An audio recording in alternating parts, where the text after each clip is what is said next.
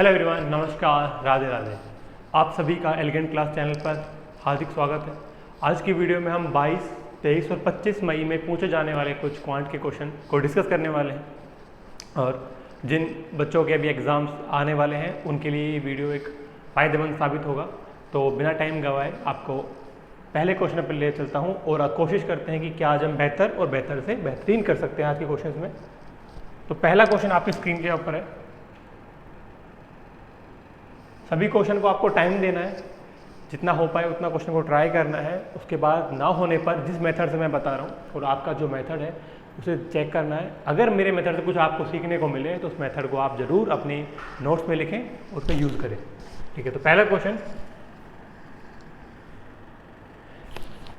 इसके लिए आपको पता होना चाहिए कि कॉन्वेक्स पॉलीगन होते क्या हैं।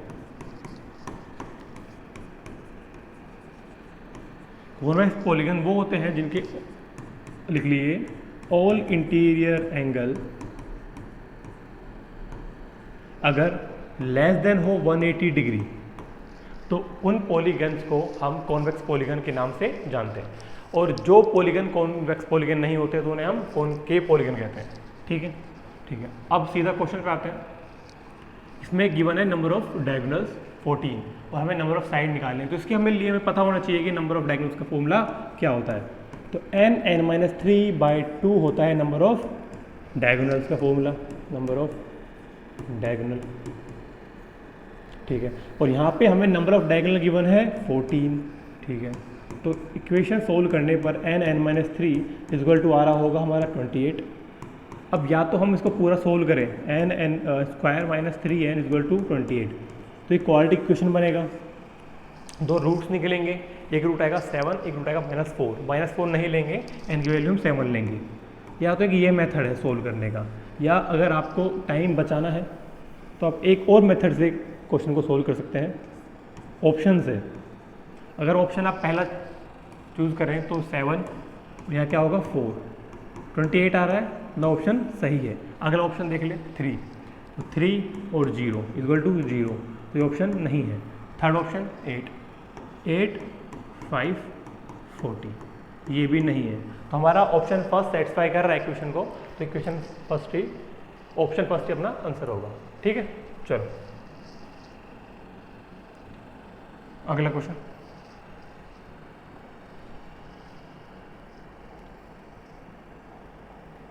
एक सेकेंड ट्राई करें। एजेस से क्वेश्चन है, इस तरह के क्वेश्चन काफ़ी पूछे जा रहे हैं इस बार एग्जाम में, एजेस से रिलेटेड। कैसे करेंगे? The respective ages of father and son are 50, मतलब फादर और सन की एज गिवन है 50 और 16।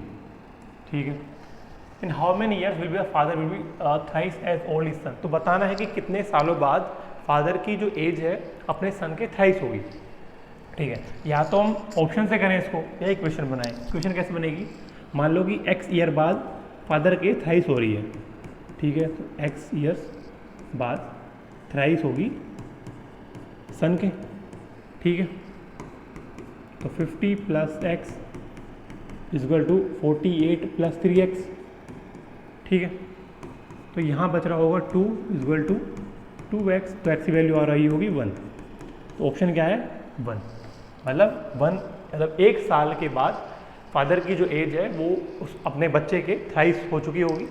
और अगर आप इक्वेशन नहीं बनाना चाहते तो ऑप्शन से भी सिलेक्ट कर सकते हैं ऑप्शंस को, आंसर को। कैसे? मान लो 1 साल बाद एक एक ऐड करोगे तो 51 फिर 17, और हम जानते हैं कि 17 का थ्राइस 51 होता है, तो ऑप्शन से भी 1 ईयर ही आंसर आएगा। ठीक है, अगले क्वेश्चन पढ़ते हैं।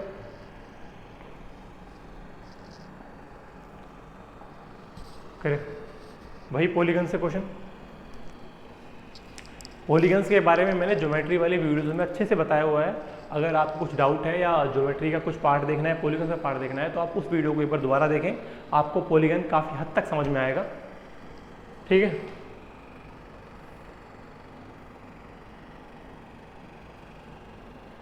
क्वेश्चन बोल रहा है कि which polygon has both its interior and exterior angle the same, मतलब कौन सा ऐसा पॉलीगन है जिसके इंटीरियर और एक्सटीरियर एंगल सेम होते हैं। तो आपको बता दूं, एक्सटीरियर एंगल का सम, कोई भी पॉलीगन हो उसके एक्सटीरियर एंगल्स का सम ऑलवेज 360 डिग्री ही होता है। और अगर एक एंगल निकालना है तो नंबर ऑफ साइड से डिवाइड कर दो। मान लो ट्राइंगल है, ट्राइंगल के एक्सटीरियर एंगल्स का सम 360 डिग्री है और एक का निकालना है तो 360/n कर दो। 3 है तो 3 कर दो, क्या आ रहा होगा 120 डिग्री। ठीक है, इसी तरह से ये एक एंगल आया अपना 360/n एक्सटीरियर एंगल। हमें नहीं पता कि पॉलीगन कौन सा है और नंबर ऑफ साइड्स कितनी है, वही निकालना है। तो पहले कंडीशन ये एक्सटीरियर एंगल इक्वल टू करना पड़ेगा हमें इंटीरियर एंगल के। इंटीरियर एंगल क्या होता है एक के लिए n-2 180 डिग्री अपॉन n, ये होता है sum of interior angles of any polygon. और n से कर देंगे तो एक एंगल का आ गया, n से n गया, 360 अपॉन 180 होगा तो 2 बचेगा और यहाँ पे n-2 सॉरी, तो n का वैल्यू 4 आ रहा होगा। मतलब 4 साइड्स वाला वो जो पॉलीगन है, कह सकते हो स्क्वायर, रेक्टेंगल। और हमें जानते भी हैं कि स्क्वायर और रेक्टेंगल के अंदर जितना इंटीरियर एंगल होता है वही सेम एक्सटीरियर एंगल होता है, मतलब 90 होगा स्क्वायर के अंदर भी और रेक्टेंगल के अंदर भी। ठीक है, तो हम एज अ एग्जाम्पल भी समझ सकते हैं। ठीक है, अगले क्वेश्चन करो ट्राई, फिर से एजेस का क्वेश्चन।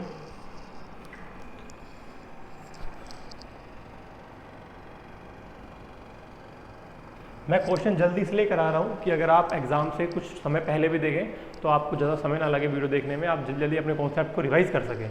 ठीक है, ये काफ़ी अच्छा क्वेश्चन है। 10 years ago,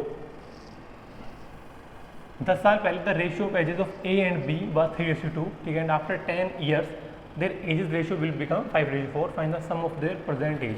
ठीक है, मान लो कि अभी उनकी एज ए और बी है, ए की एज ए है और बी की एज बी है, स्मॉल बी। ठीक है, 10 साल पहले उनकी एज ए -10 और बी -10 हो रही होगी 10 साल पहले, जब उनकी एज का रेशियो था 3:2। एक इक्वेशन। ठीक है, और 10 साल बाद, मतलब प्रेजेंट एज के 10 साल बाद का रेशियो 5:4 गिवन है।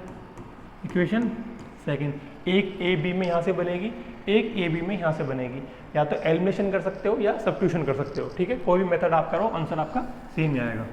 ठीक है, पहले से करें तो क्या बनेगा 2a - 20 = 3b - 30। ठीक है, तो 2a - 3b + 10 = 0, पहला इक्वेशन। इसको सोल्व करने पर दूसरा क्या बन रहा होगा 4a + 40 = 5b + 50। ठीक है, तो 4a - 5b = 10, ये बन रही होगी दूसरी इक्वेशन। ठीक है, दो इक्वेशन बनी। तो अगर मैं फर्स्ट इक्वेशन को मान लो, पहली इक्वेशन दूसरी इक्वेशन, इसको 2 से मल्टीप्लाई कर दूं पूरी इक्वेशन को, तो ये बन रही होगी 4a - 6b + 20 = 0, इक्वेशन थर्ड।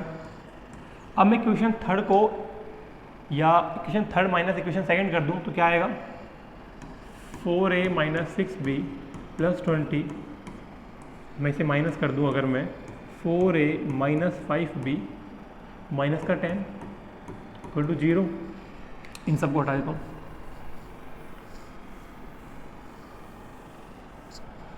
ठीक है, तो 4a से पूरा 4a 6b + 20 minus 4a + 5b + 10 = 0।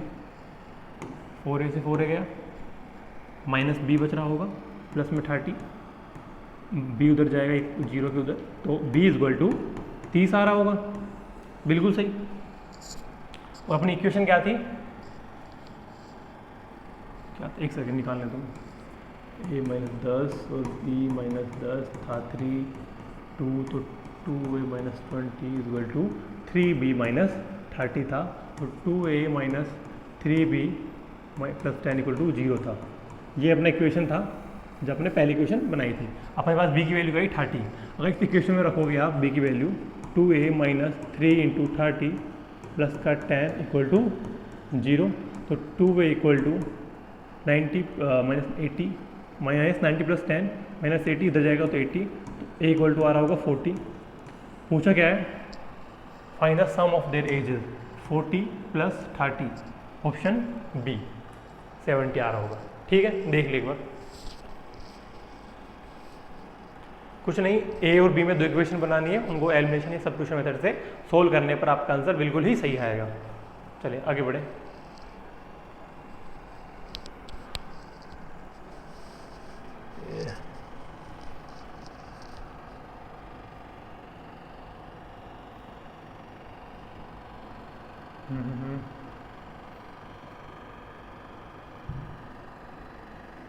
एक सेकेंड,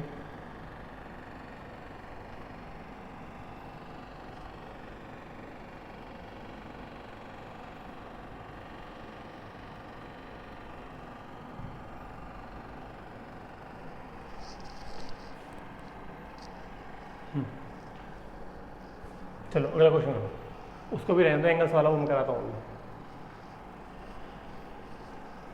टाइम स्पीड डिस्टेंस से करना कैसे, a cyclist cover a distance of 750 metre in 2 minute 30 second, what is the speed of. ठीक है, अगर आप स्पीड को डिस्टेंस अपॉन टाइम लगाएंगे, उससे आपकी स्पीड आ रही होगी मीटर पर सेकंड में। अगर ये मीटर में है और इसको आप चेंज कर लोगे सेकंड के अंदर, तो मीटर पर सेकंड में आ जाएगी। अब अपनी स्पीड मीटर पर सेकंड में आ गई, और उस दिन बताया था अगर आपकी स्पीड किलोमीटर पर आवर में है और मीटर पर सेकंड में चेंज करना है तो 5/18 से मल्टीप्लाई किया जाता है, और अगर मीटर पर सेकंड में है और किलोमीटर पर आवर में चेंज करना है तो 18/5 से मल्टीप्लाई किया जाता है। ठीक है, तो कैसे करोगे, 750 2 मिनट और 30 सेकेंड में टोटल 150 सेकेंड हो रही होगी, इक्वल टू स्पीड कितना 5, तो 5 मीटर पर सेकेंड आया अपना स्पीड।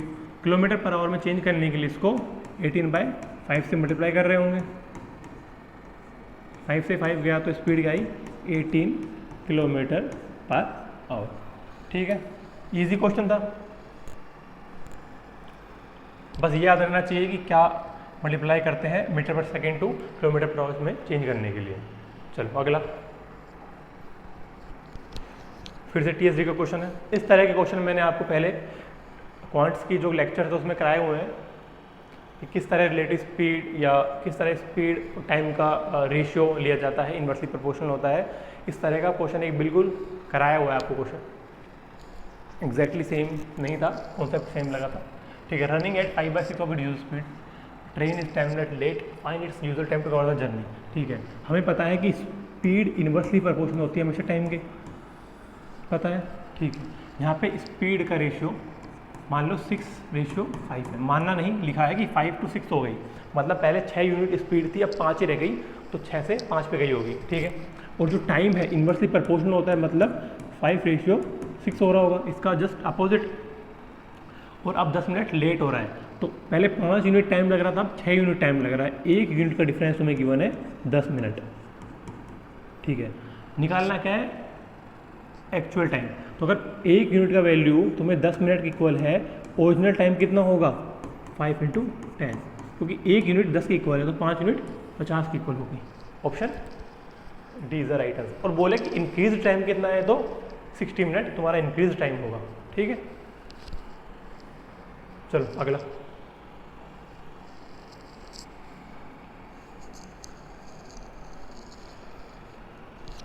हर तरह के वही क्वेश्चन है जो तुम्हारे एग्जाम में पूछे जा रहे हैं इस बार।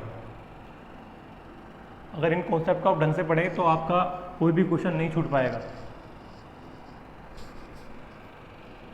करो, a car takes half of the time taken by truck to go from Lucknow to Bombay, half of the time, मतलब ये कार है ट्रक है, टाइम का रेशियो गिवन है तुम्हें, car take time taken by truck to go from half the time, मतलब 1:2 में time लग रहा होगा।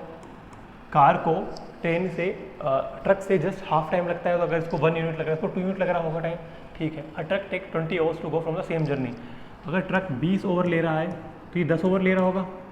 इतना समझ आया, ठीक है। 1:2 है तो 20 2 के इक्वल है तो 1 10 के इक्वल होगा। और अगर टाइम का रेशियो 1:2 है तो स्पीड का रेशियो 2:1 हो रहा होगा। इतना समझा। और स्पीड ऑफ कार गिवन है 120 किलोमीटर पर आवर, तो स्पीड ऑफ ट्रक क्या होगी, ऑब्वियसली 60 होगी, क्योंकि 2:1 में स्पीड गिवन है। अगर स्पीड तुम्हारी 120 है तो तो स्पीड ऑफ ट्रक कितनी होगी, 6 किलोमीटर पर आवर होगी। Option A is the right answer. ठीक, बढ़ो अगले पे। ज़्यादा टाइम नहीं लगाना है क्वेश्चन में, करो। ज्योमेट्री का क्वेश्चन है। Area of circle, circumference of circle पता होना चाहिए, बेसिक चीज़ें हैं। अगर तुम्हारे बेसिक कॉन्सेप्ट क्लियर है तो तुम अच्छे लेवल के क्वेश्चन को आराम से ट्राई कर सकते हो। जरूरी नहीं कि हो, पर ट्राई करना एक बहुत बड़ी बात है। और अगर आप किसी क्वेश्चन को ट्राई नहीं करोगे तो होने की उम्मीद तो करना ही मत, ठीक है। चलो अगला question. A copper wire is bent in the form of a square. एक कॉपर वायर था, उसे एक स्क्वायर की फॉर्म में बदल दिया, ठीक है। ये एक स्क्वायर है, कॉपर वायर था, इसको स्क्वायर की फॉर्म में चेंज किया गया है with an area of 120 centimetre square. ये सेंटीमीटर स्क्वायर कर लेना इसको, ठीक है। तो इसका एरिया क्या हो गया, 121 centimetre square. Is the same wire bent in the form of circle. अगर इस जो ये वायर है इसको भी स्क्वायर की शेप में, अगर इस ही वायर को सर्किल की शेप में बदल दें अपन, ठीक है, तो रेडियस ऑफ द सर्किल क्या हो, तो इस सर्किल की रेडियस निकालनी होगी। तो अगर ये एक स्क्वायर है, इसका एरिया गिवन है 121 सेंटीमीटर स्क्वायर, एरिया स्क्वायर क्या होता है, ए स्क्वायर, तो 121 के इक्वल हो गया, तो ए की वैल्यू क्या आएगा, 11 सेंटीमीटर। अगर ए का वैल्यू 11 है तो पैरामीटर क्या होगा, 44 होगा, पैरामीटर 44। हमें पता है कि वायर ये यहाँ से शुरू पूरा वायर है, इसी से स्क्वायर बना है, इसी से सर्कल बनेगा, तो वायर की लेंथ तो चेंज नहीं कर रहे, तो वायर की लेंथ क्या होगी, 44 सेंटीमीटर। और अगर इसको सर्कल की फॉर्म में चेंज कर दिया गया है तो मतलब सर्कमफ्रेंस ऑफ सर्किल 44 सेंटीमीटर के इक्वल होगा। ये पूरा is a parameter of circle, या कह सकते हो सर्कमफ्रेंस ऑफ सर्किल। क्या होता है सर्कमफ्रेंस ऑफ सर्किल, 2πr। तो 2πr की वैल्यू कितनी होगी, 44 के इक्वल, और 2π की वैल्यू 22/7, r निकालना है 44, 2 × 2 44, तो ये पूरा इससे गया, तो r की वैल्यू क्या आया, 7 सेंटीमीटर। ऑप्शन ए, ठीक है। चले, बस याद रखना है कि अगर किसी इस तरह के क्वेश्चंस में अगर वायर को ही बेंड कर रहे हैं, पहले स्क्वायर था या सर्किल था, या उसको किसी और शेप में चेंज किया गया है, तो उसका पैरामीटर हमेशा इक्वल रहेगा।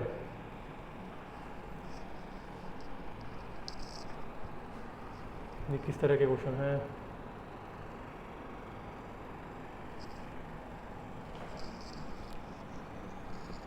चलो ये ट्राई करो।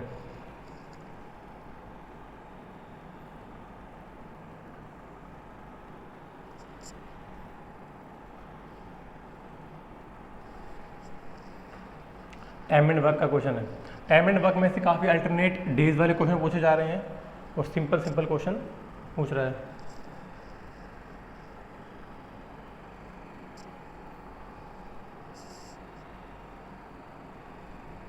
करो try. A B and C complete a work in 10, 12 and 15 days respectively. मतलब तीनों का गिवन है, ए कोई काम 10 दिन में कर रहा है, बी 12 दिन में और सी 15 दिन में। A left the work 5 days before the work was completed. ठीक है, मतलब काम खत्म होने से 5 दिन पहले ए ने काम छोड़ दिया है। बी ने ए के जस्ट 2 दिन बाद काम छोड़ दिया है। तो हमें निकालना है कि कितना the number of days required to complete the whole work. तो कंप्लीट पूरे काम करने के लिए कितने दिन की ज़रूरत होगी। ठीक है, मान लो कि एन डेज में काम कंप्लीट हो रहा है, क्योंकि हमें कुछ भी ऐसा गिवन नहीं है जिससे हम पूरा दिन निकाल सकें। तो मान लो कि एन डेज में काम कंप्लीट हो रहा है। सबसे पहले एन डेज लेने से पहले हमें निकालना होगी टोटल यूनिट्स ऑफ वर्क कितना है। जैसे हम निकालते हैं कि ए कोई काम 10 दिन में, बी 12 दिन में और सी 15 दिन में कर रहा है, तो इनका एलसीएम 60 आ रहा होगा। 16 का एलसीएम है मतलब ये क्या है, टोटल यूनिट्स ऑफ वर्क। ठीक है, अब सिंगल सिंगल का निकाले तो ए 6 यूनिट पर डे कर रहा होगा, बी 5 यूनिट पर डे कर रहा होगा और सी 4 यूनिट पर डे कर रहा होगा। ठीक है, तीनों मिलकर 15 यूनिट पर डे कर रहे होंगे। इतना आया समझ में? क्या करते हैं, हमेशा अगर तीनों का अलग अलग डेज गिवन है, दो का अलग अलग डेज गिवन हो, तो हम हमेशा एलसीएम लेते हैं, वो टोटल यूनिट्स ऑफ वर्क आता है, उसके बाद हम इनका पर यूनिट पर डे निकालते हैं, यूनिट पर डे निकालते हैं। तो हमारा क्या आया, अब सीधा ए 6, बी 5 और सी 4 आया। ठीक है, तो हम लिख लेते हैं, ए 6 यूनिट पर डे कर रहा है, बी 5 यूनिट पर डे और सी 4 यूनिट पर डे। ठीक है, मान लिया कि एंड डेज में पूरा काम हो रहा है, तो ए ने सिर्फ 5 दिन पहले काम छोड़ा है, तो मतलब n-5 डेज तक काम कर रहा होगा। टोटल कितना काम है, 60 यूनिट्स। ठीक है, ए 6 यूनिट पर डे करता है और n-5 डे काम करता है। बी 5 यूनिट पर डे करता है और n-3 डे करता है। क्यों?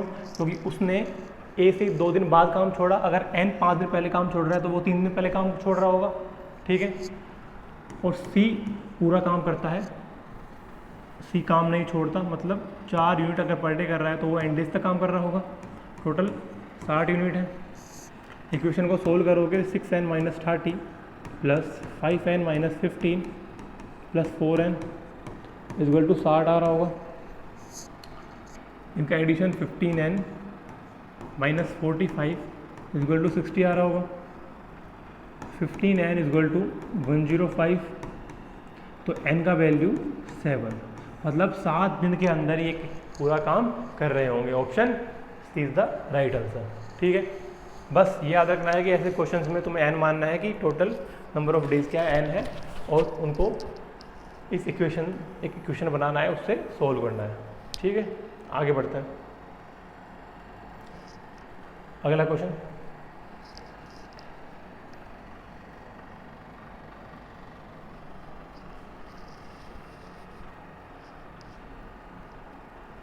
कैसे करना है, बहुत ही इजी क्वेश्चन है। ये ऐसे है, ये क्वेश्चन ऐसे है, करो सोल्व। कैसे?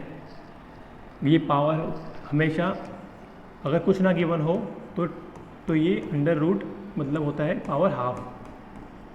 जैसे रूट 6 गिवन हो तो 6 पावर 1/2, और अगर इसके ऊपर कुछ गिवन हो जैसे 2, 3 गिवन हो तो इसका मतलब होता है 2 की पावर 1/3। 4 गिवन हो, 4 गिवन हो इसका मतलब होता है 2 की पावर 1/4। कुछ ना गिवन हो तो हम हमेशा 1/2 पावर लेते हैं, और कुछ गिवन हो तो वही पावर लेते हैं। ठीक है, आगे बढ़ते हैं।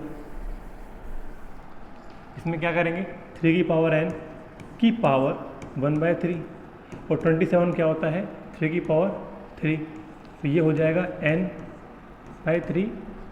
पढ़ा हुआ ना इंडिसीजन सर्ट्स में कि पावर मल्टीप्लाई हो जाती है, तो 3 की पावर 3 की इक्वल होगा। अगर बेस सेम हो तो पावर ऑलवेज इक्वल होती है, तो n/3 इक्वल टू 3 आ रहा होगा, तो n की वैल्यू 9। ऑप्शन कोई है? Option B is the right answer. उस क्वेश्चन को इस तरह लिख लेना एक बार। चलें आगे, चलो फिर से टाइम एंड वर्क का एक क्वेश्चन।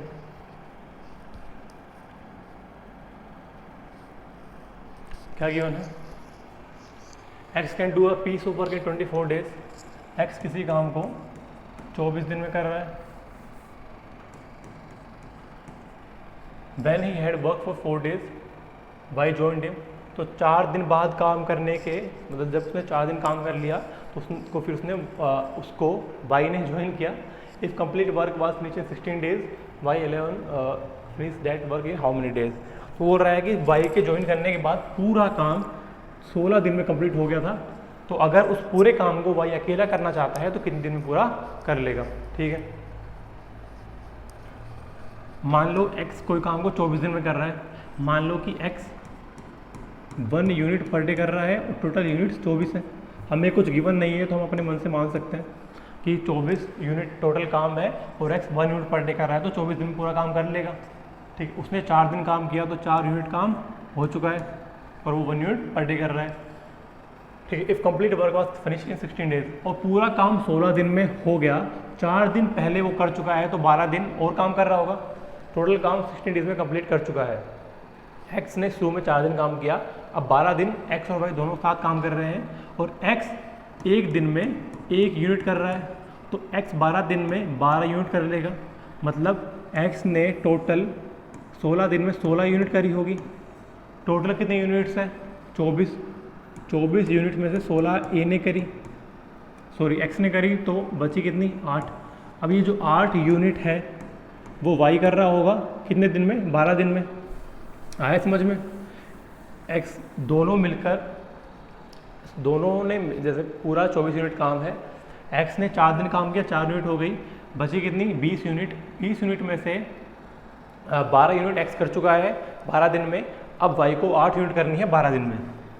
वाई को 8 यूनिट करनी है 12 दिन में, तो 1 यूनिट 3/2 डेज में करेगा, 1 यूनिट वाई 3/2 डेज में करेगा। और अगर वाई को अकेले को ही पूरा काम करना है, मतलब 24 यूनिट अकेले को करना है, तो 24 यूनिट, अगर 1 यूनिट 3/2 डेज में कर रहा है तो 24 यूनिट 3/2 डेज में करेगा, मतलब 12 3 36 डेज में करेगा।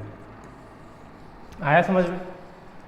दोबारा सुन लो, x कोई काम को 24 दिन में कर रहा है, तो मान लिया कि टोटल यूनिट 24 है, तो x 1 यूनिट पर डे कर रहा होगा, 4 दिन में 4 कंप्लीट कर चुका होगा, बची कितनी? 20। अब 20 यूनिट्स को x एंड y दोनों कर रहे हैं और 12 दिन तक काम कर रहे हैं। अगर 12 दिन में x ने 12 यूनिट कर ली, तो अब y को 8 यूनिट करनी है 12 दिन में। अगर 8 यूनिट 12 दिन में करनी है तो 1 यूनिट 3/2 डेज में कर रहा होगा, अगर 1 यूनिट 3/2 डेज में कर रहा होगा तो 24 यूनिट 36 दिन में करेगा। ठीक है, हुआ क्लियर? चलो आगे। बहुत ही अच्छा क्वेश्चन था ये।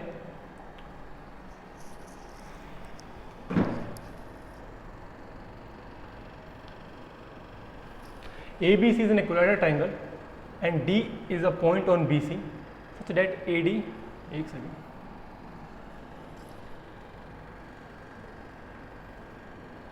such that AD perpendicular to BC। Equilateral triangle है, इक्विलेटरल ट्राइंगल में सारे एंगल 60 डिग्री के होते हैं और सभी साइड्स इक्वल होती हैं। एक्सटीरियर एंगल 120 डिग्री के होते हैं, सारे ही सेम होते हैं। ठीक है, और कोई ट्राइंगल है ABC BC, और इस पर अगर परपेंडिकुलर डाले किसी भी अपोजिट साइड पे, तो वो हमेशा मीडियन होती है, इतना बताया हुआ है ज्योमेट्री की क्लास में।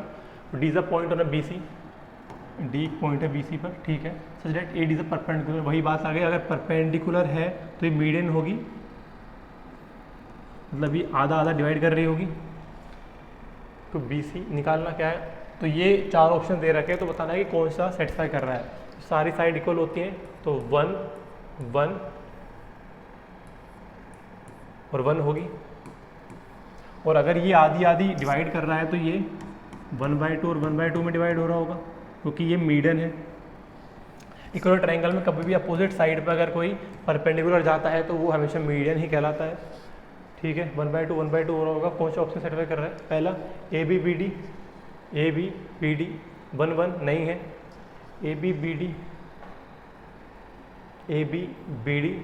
1 2 ये भी नहीं है, ABBD 2:1 ये सेटिस्फाई कर रहा है, क्योंकि AB हमने 1 माना और BD हमने हाफ, तो अगर रेशियो देखें तो ये 2:1 ही है, तो अपना ऑप्शन 3 सही है।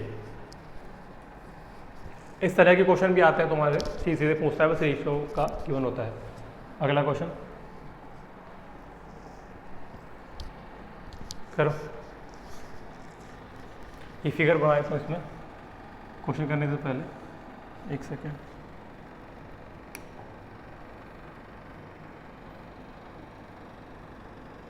ये फिगर है फिर दिख नहीं रहा इसमें, आप ब्लैक ही स्क्रीन है और ब्लैक ही फिगर बन चुका है वो कलर से, बना देता हूँ।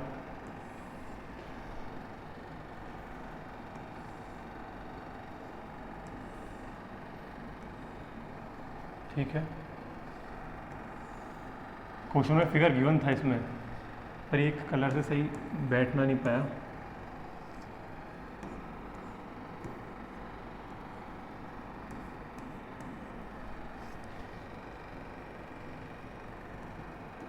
क्या गिवन है? In triangle A B C, A B equal to A C है, एंगल बी 70 डिग्री है, B A D, angle B A D मतलब ये वाला एंगल तुम्हें 80 डिग्री गिवन है, एंगल ए डी निकालो। सबसे पहले किसी भी ट्रायंगल के अंदर दो साइड इक्वल होती है तो उनके कोरस्पॉन्डिंग एंगल हमेशा इक्वल होते हैं, ये बताया हुआ है वीडियो में, ठीक है। एंगल ए डी निकालना है, एंगल ये निकालना है, ठीक है। अगर ये पूरा 80 है, ये 70 है तो 150 हो गया। किसी भी ट्रायंगल के अंदर तीनों एंगल का सम 180 डिग्री होता है, ये 80, ये 70, 150 तो ये 30 हो रहा होगा। और किसी भी लाइन के ऊपर हमेशा 180 डिग्री एंगल का सम होता है, ये 30 है तो ये 150 हो रहा होगा। Option A is the right answer. ये सभी चीज़ें बताई हुई हैं। एक और प्रॉपर्टी है कि एक्सटीरियर एंगल का सम इंटीरियर एंगल्स के सम के इक्वल होता है। अगर ये एक्सटीरियर एंगल तो इन दोनों एंगल के सम के इक्वल होगा, तो ये इनका सम 150 डिग्री है, तो वैसे भी निकाल सकते हो इसका सम भी 150 डिग्री होगा। जैसे कोई भी ट्रायंगल है तो इसका एक्सटीरियर एंगल अगर थीटा है, ये ए और ये बी है, तो theta always A plus B होगा। ये सारी प्रॉपर्टीज बताई हुई हैं। चलो अगला,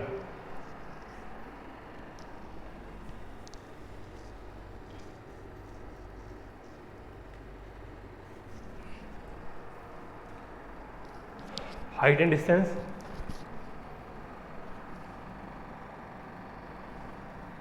क्वेश्चन की लेंथ देखकर नहीं घबराना है, क्वेश्चन बहुत इजी है, बस फिगर बनाना चाहिए। किस तरह फिगर बनता है इस क्वेश्चन पे हाइट एंड डिस्टेंस के अंदर। देखिए, an aeroplane when 4000 metre high from the ground, ठीक है, pass vertically above another plane at an instance when the angle of elevation of the two aeroplane from the same point on the ground are 70 degree, ठीक है। Find the vertical, ठीक है, मतलब 4000 metre है,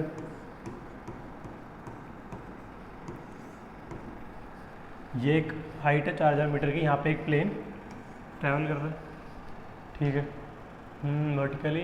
और एक और प्लेन है वो थोड़ा इससे नीचे है। And the angle of elevation of the two aeroplane from the same point on the ground of 60 degree 30 degree. मान लो कि इसका एंगल ऑफ एलिवेशन, ये ग्राउंड है, एक सेकेंड, ये ग्राउंड है अपना,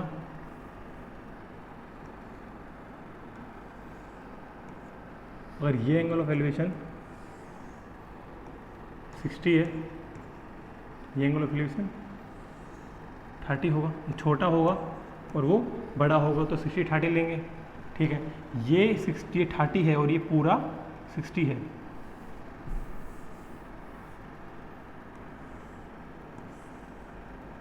ये 30 है और ये पूरा 60 है,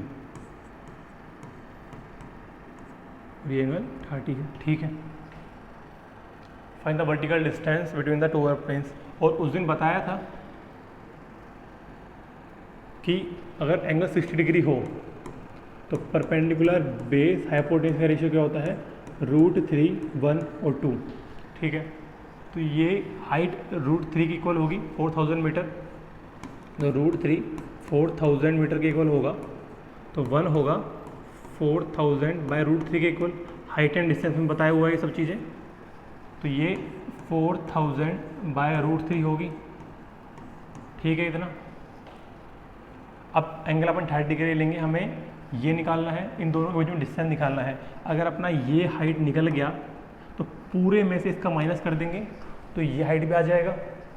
तो ये कैसे निकालेंगे, इसका रेशियो 30 डिग्री का रेशियो क्या होता है, 1 √3 और 2। जिस तरह 60 डिग्री का रेशियो होता है √3, 1 और 2, 30 डिग्री का होता है 1 √3 और 2, और 45 का होता है 1 1 √2। तो 1 इक्वल आया 4000 बाय √3 के। तो √3 किसके इक्वल आएगा,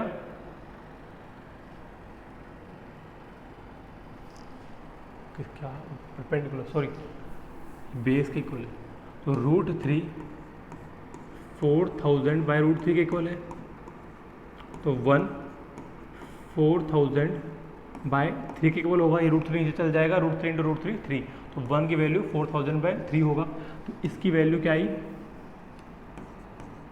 4000 बाय 3, और पूरे की लेंथ क्या है 4000 मीटर, और नीचे वाले की लेंथ क्या है 4000 बाय 3 मीटर, तो इसकी लेंथ क्या होगी 4000 में से 4000 बाय 3 माइनस कर देंगे, तो 12000 माइनस 4000 अपॉन में 3 इज इक्वल टू 8000 बाय 3 आ रहा होगा।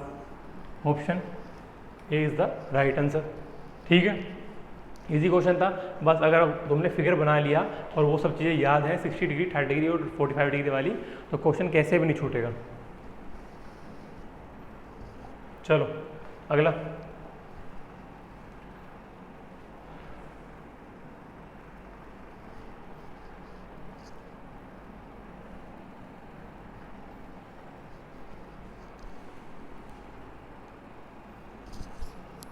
क्या गिवन है, a rectangle with perimeter 50 centimetre has it sides in the ratio 1:4।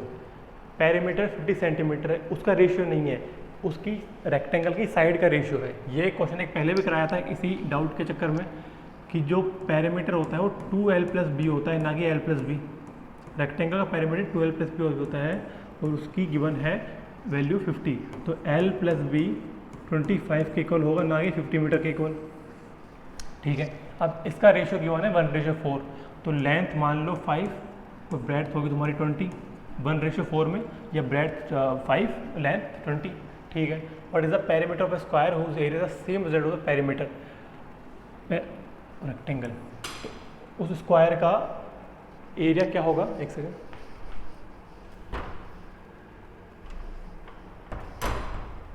तो उस एरिया का उस स्क्वायर का पेरीमीटर क्या होगा जिसका एरिया रेक्टेंगल के एरिया के समान है या इक्वल है।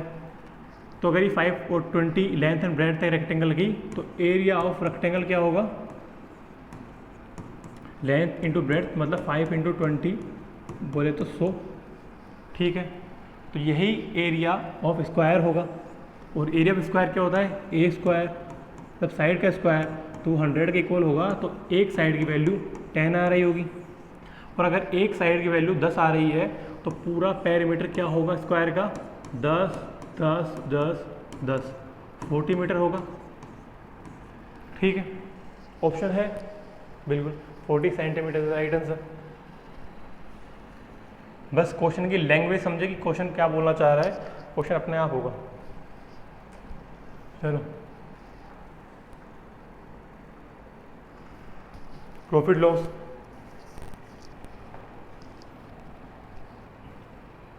After getting two successive discount Shalini got a shirt eight ₹136। 2 discount लेने के बाद उसे एक शर्ट 136 में मिली जिसका मार्क प्राइस 200 था, मार्क प्राइस 200 था, 2 डिस्काउंट होने के बाद उसको 136 में कोई शर्ट पड़ी। अगर सेकंड डिस्काउंट 15% है तो फर्स्ट डिस्काउंट क्या होगा। एग्जाम्पल, जैसे 100 मार्क प्राइस है और 2 डिस्काउंट गिवन है तुम्हें 15%, 20% के और 25% के 2 डिस्काउंट गिवन है, तो बताओ सेलिंग प्राइस क्या होगी।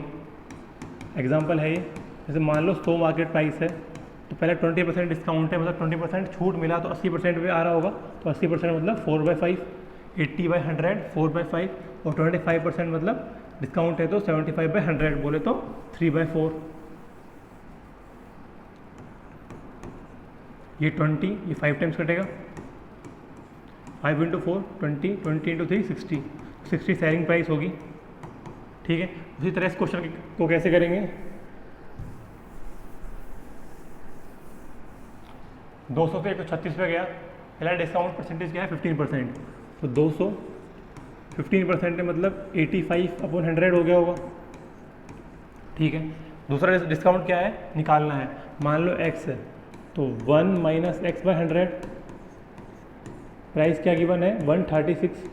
ठीक है, 2 0 से 2 0 गया, 85 × 2 कर लो 160 170, और ये 100 - x अपॉन में 100 बन रहा होगा इक्वल टू 136।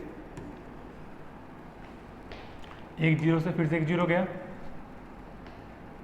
ये 100 minus X is equal to 1360/17। ठीक है, अगर x को इधर लाएंगे पॉजिटिवली तो अपना आएगा 100 माइनस 1360/17। अगर एलसीएम लेंगे 17 तो 1700 माइनस 1360/17 सही है। तो कितना होगा 3 4 1360 17 में से माइनस करोगे तो 340 बच रहा होगा। 17 नीचे, एक्स की वैल्यू निकालनी है, 17 टू जा 34 तो 20, मतलब 20% फर्स्ट डिस्काउंट होगा अगर सेकेंड डिस्काउंट तुम्हारा 15% है तो। Option first is the right answer. ठीक है, बस ये चीज़ याद रखनी है, अगर डिस्काउंट परसेंटेज गिवन है तो सीधा इस कॉन्सेप्ट से करना है, बहुत इजीली आंसर आ जाएगा तुम्हारा। ठीक है, अगला, डरना नहीं है क्वेश्चन से। अगर तुम्हें क्वेश्चन के कॉन्सेप्ट आते हैं, अगर पढ़े हुए हैं तो ये क्वेश्चन बहुत आसानी से कर रहे होगे तुम। ठीक है, कैसे करना है इस क्वेश्चन को। A dealer buy an article mark at ₹25,000। ठीक है, विद 20% एंड 5% ऑफ, वही सक्सेसिव डिस्काउंट है, दो सक्सेसिव डिस्काउंट दिए गए हैं, एक 20% पे एक 5% का। ही स्पेंड ₹2,000 ऑन इट्स रिपेयर, मतलब किसी ने एक आर्टिकल 25,000 में खरीदा दो डिस्काउंट के बाद, और उसके बाद उसने 2,000 रुपये उसकी रिपेयरिंग में लगाए, तो और उसके बाद उसने उसको 25,000 में सेल किया, तो कितना लॉस या गेन परसेंटेज होगा। ठीक है, 25,000 का था, दो डिस्काउंट मिले, मतलब 20% का पहला, तो 4/5 बच रहा होगा। 80% किसी भी चीज़ पर 20% डिस्काउंट है तो वो 80% ऑफ दैट प्राइस मिल रही होगी, तो 4/5 हो गया 80/100, और ये 5% डिस्काउंट मतलब 95/100, मतलब 19/20। ठीक है, इसको सोल्व करेंगे तो क्या प्राइस आएगा 100, पूरा 100 से 100 गया। ठीक है, 25 × 19 कर लो, 45, 18 5 23 4 27 2 2 4 475 और 0 4750 इंटू में 4 4 5 20 28 30 4 4 16 और 3 19,000 आ रहा है इसका, जिस प्राइस इसने लिया है दो डिस्काउंट के बाद, और 2,000 रिपेयरिंग में लगाने के बाद उसको वो पड़ी होगी 21,000 रुपये की। कितना समझ आया। अब 21,000 रुपये की चीज़ को वो 25,000 में सेल कर रहा है। भाई पहले 25,000 की चीज़ को उसने दो सक्सेसिव डिस्काउंट्स पे लिया, वो 19,000 की आई, 19,000 के बाद उसने 2,000 रुपये रिपेयरिंग में लगाया तो 21,000 का पड़ा। अब 21,000 रुपये की चीज़ को उसने 25,000 में सेल किया, तो लॉस हो रहा है गेन हो रहा है, गेन हो रहा है। तो अगर आप देखो ऑप्शंस कि लॉस लॉस लॉस, तीनों में लॉस दिखा रहा है, सिर्फ एक में गेन दिखा रहा है, तो ऑप्शन हम यहाँ से सही कर सकते हैं। या अगर पूरा निकालना है तो 4,000 रुपये का प्रॉफिट हो रहा है 21,000 पर। जैसे करते हो ना, प्रॉफिट लॉस जो भी हो अपन में कॉस्ट प्राइस इंटू 100, 2 0 से 2 0 गया, 1 से 1, तो 400/21, तो एक बार कटेगा पहले, 21 बचेगा 19 तो 190, तो 9 टाइम कितना आएगा 189।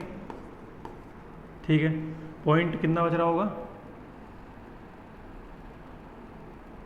एक बच रहा होगा, 0 0 फिर से जो लगेगा, फिर से 0.4 समथिंग आएगा। हाँ, तो ऑप्शन सी 19.04% का गेन।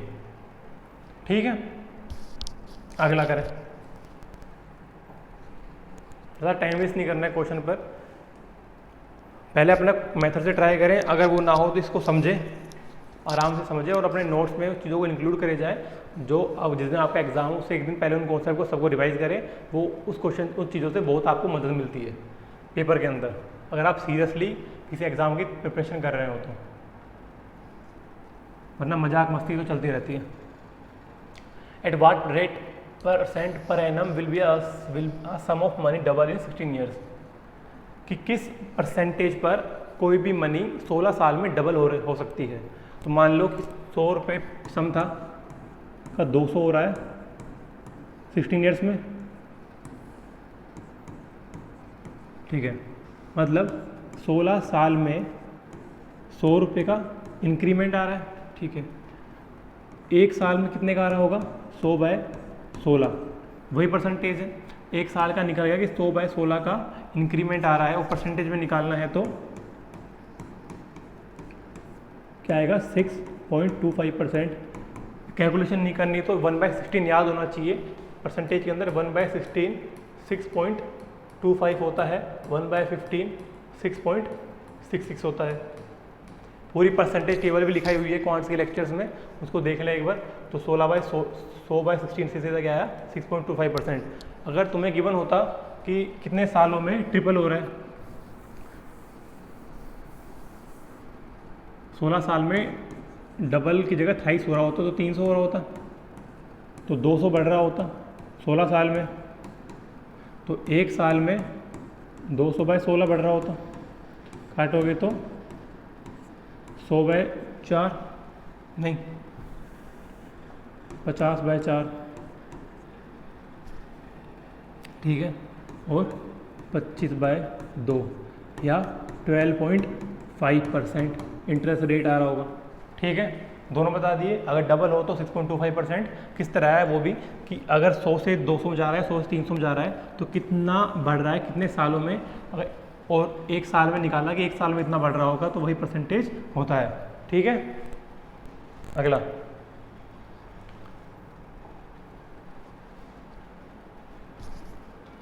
इसमें सब तरह के क्वेश्चन डाले हैं, अर्थमेटिक के, परसेंटेज के, प्रॉफिट लॉस के, टाइम स्पीड डिस्टेंस के, टाइम एंड वर्क के, एजेस के, क्योंकि मोस्टली तुम्हारे किसी भी एग्जाम्स में अर्थमेटिक का क्वेश्चन ज़्यादा आता है। ज्योमेट्री भी डाला है इसमें, मेंसुरेशन भी डाला है। अ सम ऑफ ₹800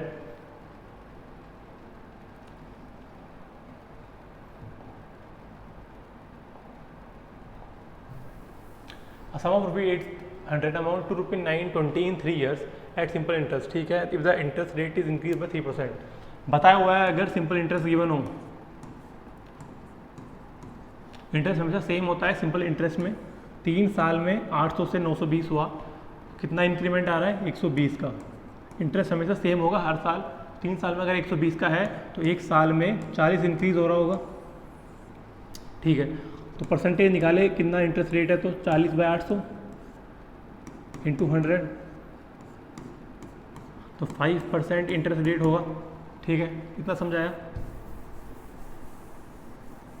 कि अगर 3 साल में 120 बढ़ रहा है तो एक साल में 40 बढ़ रहा होगा। 800 पर अगर 40 बढ़ रहा है एक साल में, तो 5% रेट ऑफ इंटरेस्ट होगा, ठीक है। 5% पहले था, 3% अब बढ़ा दिया, तो अब टोटल 8% इंटरेस्ट रेट हो गया होगा।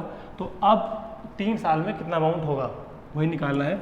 अगर एक साल का 8% है, मतलब 64 रुपीज़ एक साल में इंक्रीज कर रहे होंगे, तो 3 साल के अंदर 192 इंक्रीज होगा। अगर एक साल में 64 इंक्रीज हो रहा है, तो 3 साल के अंदर 192 इंक्रीज हो रहा होगा। और 800 अगर तुम्हारा प्रिंसिपल है, तो 800 प्लस 192 992 हो रहा होगा। Option C is the right answer, ठीक है। कर लोगे, चलो।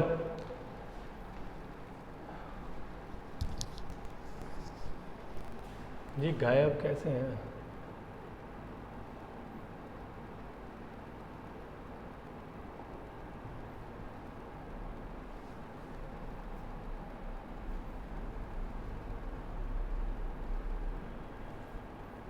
एक सेकंड, क्वेश्चन को देखना पड़ेगा एक बार।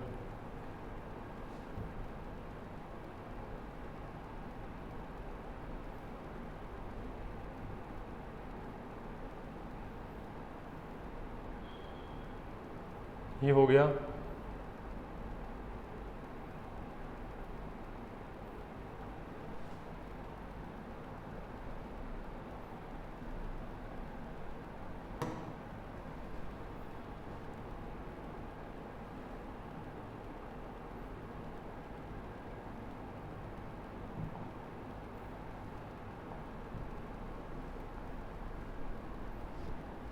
फिर भी 3 क्वेश्चन रह रहे हैं, इसमें शायद कोई इशू आ रहा है, तो मैं इनको अगली वीडियो में करा दूँगा, ठीक है।